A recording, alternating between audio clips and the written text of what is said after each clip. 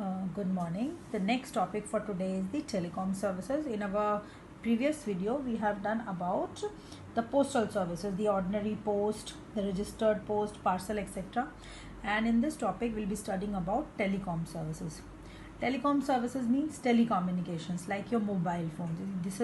These are of 6 types. पहला देखिए cellular mobile service. Cellular means your mobile phones.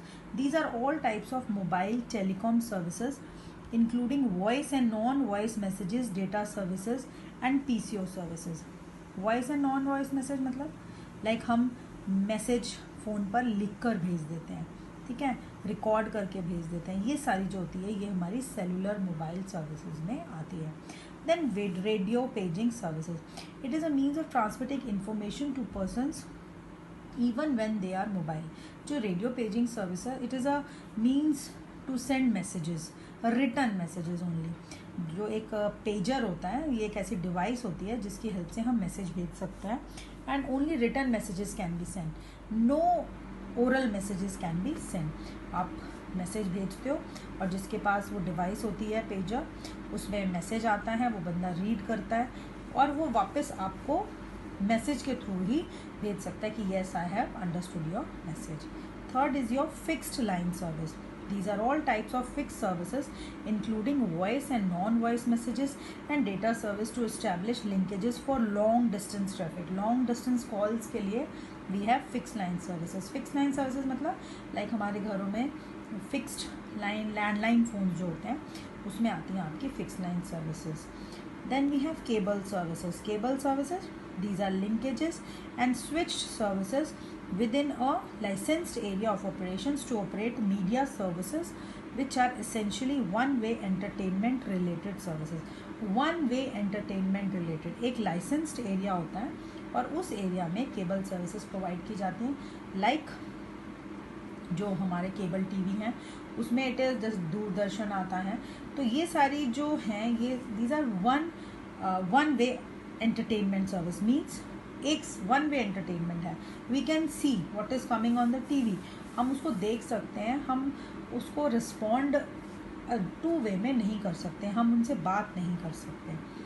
VSAT services. VSAT stands for Very Small Aperture Terminal Service. It is a satellite based communication system. It offers business and government agencies a highly flexible and reliable communication solution in urban and rural areas. ये satellite based communication system होता है, satellite phone होता है. satellite phone के through हम satellite based communication कर सकते हैं. लाइक बहुत दूर दूर वाली सिटीज़ में या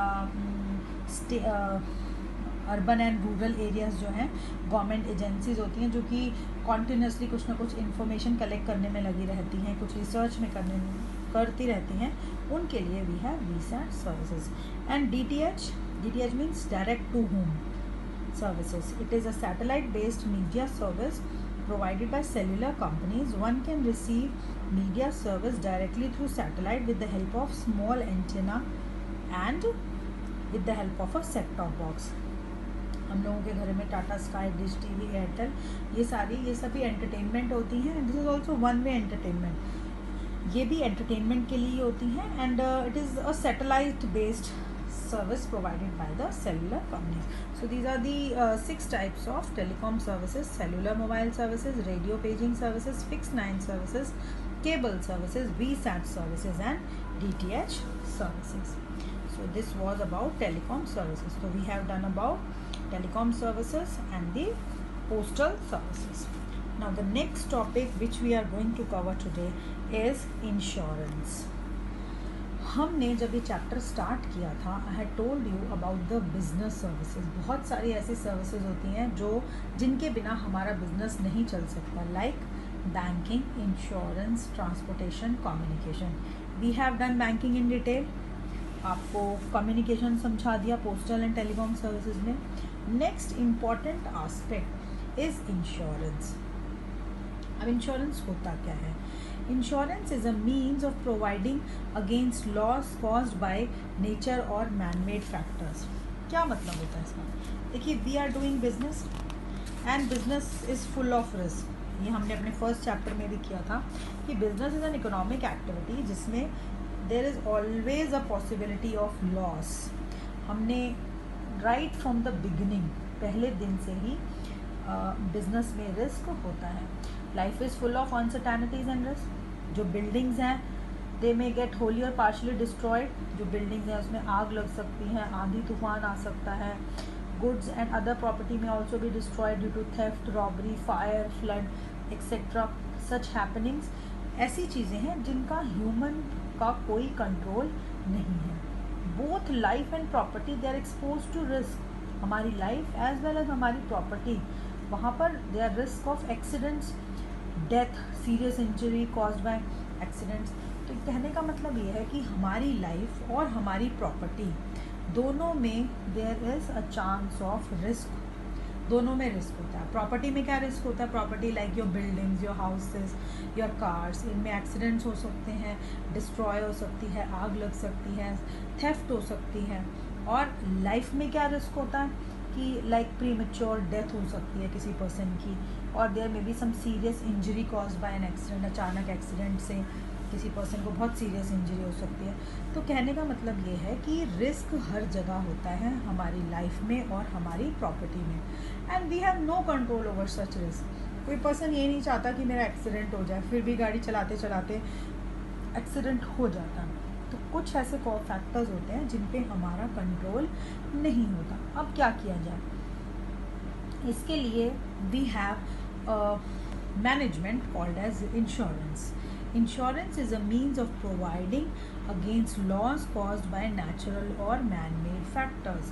अब एक्सीडेंट्स होते हैं, फायर, कभी भी आग लग सकती है फैक्ट्री में, कभी भी सामान चोरी हो सकता है, ख़राब हो सकता है.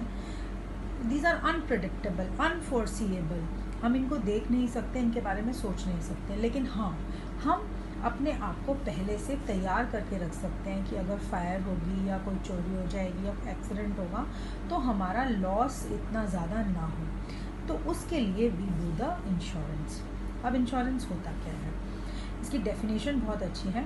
It is a contract in which one party agrees in return for a consideration called as premium, which can be monthly, quarterly or yearly, to pay an agreed amount of money to another party to make good a loss, damage or injury to something of value. ये है क्या? I'll tell you. Like there are two parties. दो लोग होते हैं. One is the insurer and other is the insured. Insurer कौन होता है? वो कंपनी, वो फर्म जो हमारा इंश्योरेंस करती है, हमारे को प्रोटेक्ट करती है. और इंश्योर्ड कौन होते हैं? हम लोग, द हाउस होल्ड्स, जिनको कि रिस्क होता है.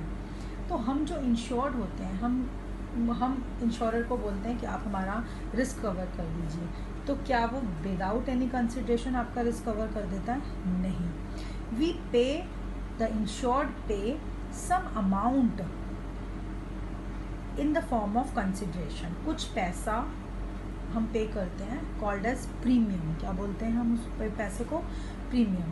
जो कि हम हर मंथ पे कर सकते हैं, 6 मंथ्स में पे कर सकते हैं, ईयरली पे कर सकते हैं. तो हम कुछ अमाउंट इंश्योरेंस कंपनी को हर मंथ या हर साल पे करते हैं, और उस प्रीमियम के बदले में इंश्योरेंस कंपनी हमारा जो रिस्क है उसको कवर कर लेती है कि कल को अगर कुछ नुकसान होता है, then the insurance company will make good my loss. जो मेरा लॉस होगा, इंश्योरेंस कंपनी मेरा लॉस पूरा कर देगी. अब आप कहोगे मैम हमने तो मान लीजिए 20,000 रुपीज़ वन ईयर का हमने प्रीमियम पे किया, हमने 5 साल प्रीमियम पे किया, कितने पैसे पे कर चुके हैं हम इंश्योरेंस कंपनी को? 1 लाख रुपीज़. लेकिन हमारी फैक्ट्री में आग लग गई और 10 लाख रुपए का नुकसान हो जाता है. तो क्या इंश्योरेंस कंपनी हमारे को 10 लाख रुपए दे देगी हमारे नुकसान के? Yes. What ever is the amount of loss, provided आपने अपनी पॉलिसी ले रखी हो, आपने 20 लाख रुपए की पॉलिसी ली है, 10 लाख रुपए का आपका सामान डैमेज हुआ है, तो इंश्योरेंस कंपनी आपको पूरा का पूरा loss, amount of loss which is ₹10 lakh पे कर देगी. तो बच्चे पूछते हैं कि मैम क्या इंश्योरेंस कंपनी को लॉस नहीं होता? होता है. कैसे होगा loss? See this concept of insurance is based on the concept of probabilities. Like for example, I give you an example. हमारी क्लास में 40 बच्चे बैठे हैं सपोज, ठीक है. हर बच्चा 2,000 रुपये प्रीमियम पे करता है. कितना प्रीमियम कलेक्ट हुआ इंश्योरेंस कंपनी के पास? 80,000. एक साल में 80,000, दूसरे साल में 80,000, थर्ड ईयर में, मतलब ऐसे इंश्योरेंस कंपनी के पास बहुत पैसा चला गया। और हमने 40 बच्चों ने किस चीज़ की पॉलिसी ली है? फायर पॉलिसी ली है कि अगर फायर लग जाती है तो हमारा जो लॉस होगा वो इंश्योरेंस कंपनी हमें पे कर देगी। अब अपना सोच के बताओ कि क्या ऐसी प्रोबेबिलिटी है कि एक ही साल में या अचानक ही पहले ही साल में 40 के 40 बच्चों के घर में आग लग जाएगी? It's not possible. 40 में से एक के घर में लग सकती है, 2 के घर में लग सकती है, 4 के घर में लग सकती है। तो दिस इज़ द प्रोबेबिलिटी। पैसे पे कर रहे हैं 40 बच्चे और लॉस फायर कितने किसी 2 या 3 बच्चों के घर में लगती है, तो इंश्योरेंस कंपनी पैसा ज़्यादा ले रही है, बट जो लॉस है वो सिर्फ 2 या 3 लोगों को हो रहा है एक्चुअल लॉस, और वो उन्हीं को पे करती है। तो बच्चे पूछते हैं कि मैम